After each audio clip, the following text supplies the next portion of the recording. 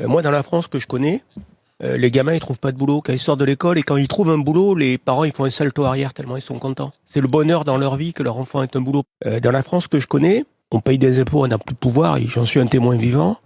Quand on a une urgence, ça m'est arrivé la semaine dernière, une urgence, c'est entre 10 et 15 heures d'attente à l'hôpital en urgence, dans une salle où il y a des gens qui dorment sur des lits de camp, parce qu'il n'y a pas de quoi les accueillir. Dans la France que je connais, quand on se fait agresser, on va plus porter plainte. Parce que ça sert à rien. Sincèrement, c'est une perte de temps. Dans la France que je connais, quand on sort de l'école, on maîtrise pas les langues étrangères comme dans les autres pays. On est déconnecté du monde du travail. On fait des tableaux Excel, c'est très beau, mais on n'a rien à voir. Il n'y a plus aucun lien entre le monde du travail et l'école.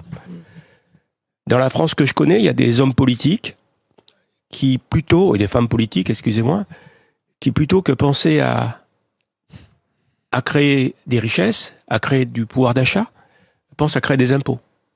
Uniquement à créer des impôts. Chaque fois que je vois un homme politique ou une femme politique, j'ai l'impression d'avoir un inspecteur des impôts face à moi.